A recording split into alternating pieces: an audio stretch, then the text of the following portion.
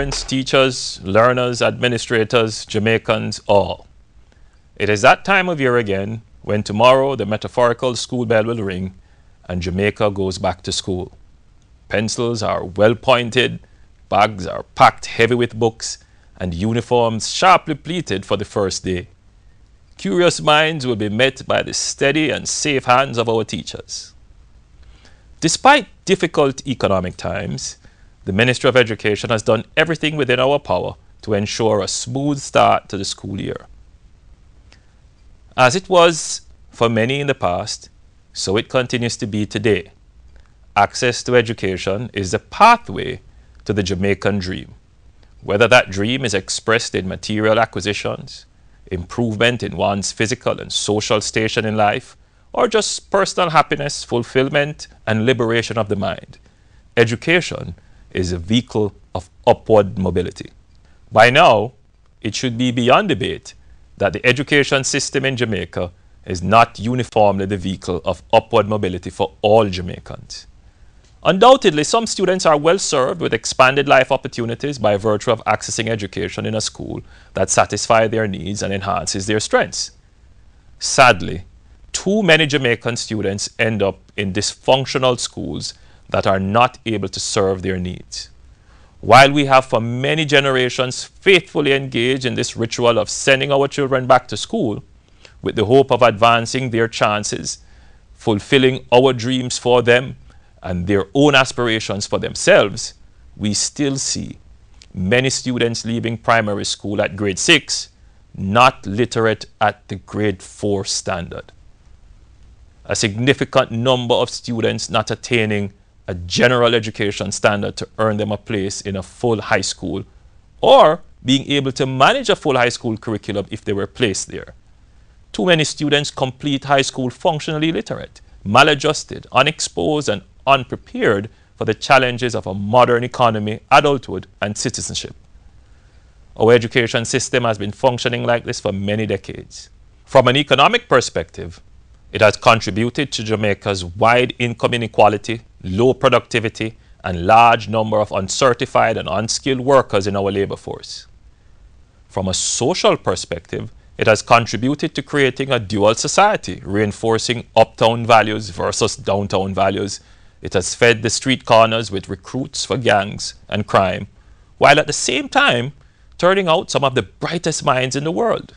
Education is so important to national development that we cannot sit by and allow any of our schools to fail in the service of our children. Jamaican parents have long been clamoring for a better, fairer school system. They have been clamoring by their selection pattern of schools. At the primary level, parents are bypassing schools at their doorstep in favor of schools miles away that will serve their needs. As a result, the space utilization at the primary level is uneven.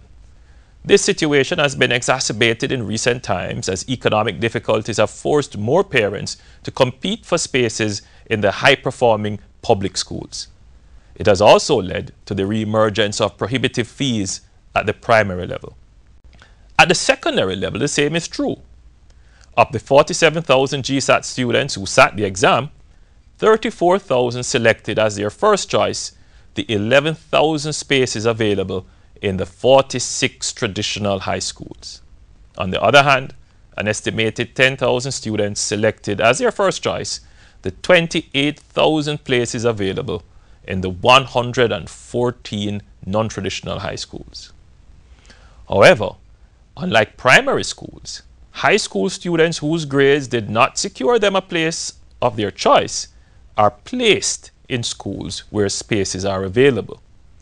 This has created a deep-seated problem of students in schools that they do not believe will serve their needs and give them the life chances to fulfill their Jamaican dreams.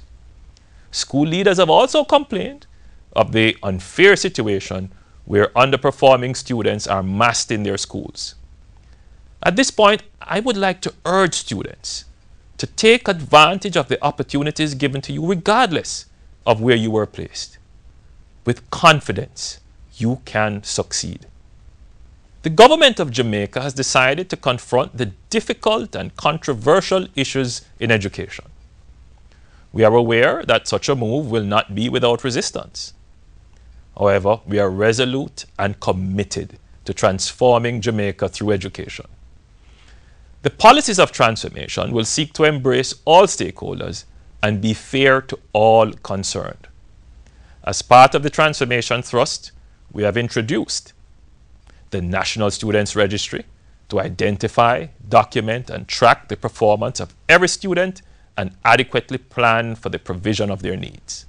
We have introduced the Competence Based Transition Policy, which is a departure from social promotion and will, for the first time in Jamaica's history, effectively break the conveyor belt of illiteracy. We have introduced A-STEP, which is a supporting and caring learning environment for students who have not mastered the key stage of grade 4 literacy and numeracy before transitioning to high school. We have introduced the Proficiency Pathway and the National Comprehensive Literacy Program, which integrates a strategy for instruction and promotion. The School Accountability Matrix provides a management framework for the effective and efficient delivery of educational services at the primary level. We have seen the following results: a consistent increase in GSAT averages over the last 3 years, signifying improved performance levels of all students entering high school. We have seen an improvement in the number of students leaving primary school literate and numerate. We have seen increased parental and community support for the education of their children. We have recorded an increase of approximately 3,000 new registrants at the primary level.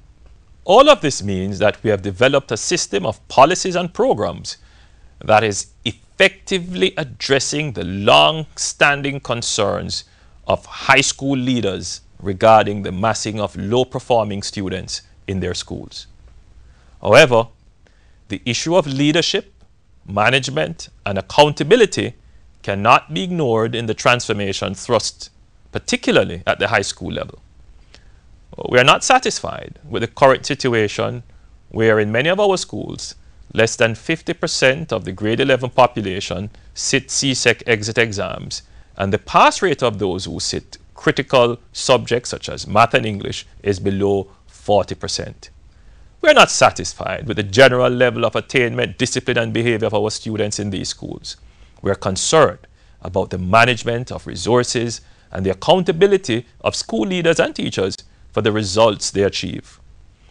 To this end, we have continued faithfully to implement the recommendations of the 2004 Task Force Report on Education. Already, we have established the Jamaica Teaching Council, which will introduce a registration and licensing regime for teachers, establish professional standards for teachers, support teachers in in-service training and professional development, manage all matters relating to the appointment and discipline of teachers, and effectively develop the institutional framework to bring the teaching practice in line with similar professional endeavors. The National Education Inspectorate has been operational for almost 2 years and has inspected 180 of 1,008 schools. The results of the inspections will guide the Ministry's intervention in schools that are deemed as failing in the provision of acceptable service levels to students and the country at large. Alongside inspections, we have developed a dashboard of critical performance indicators which will trigger immediate action in those schools that show a serious performance failure.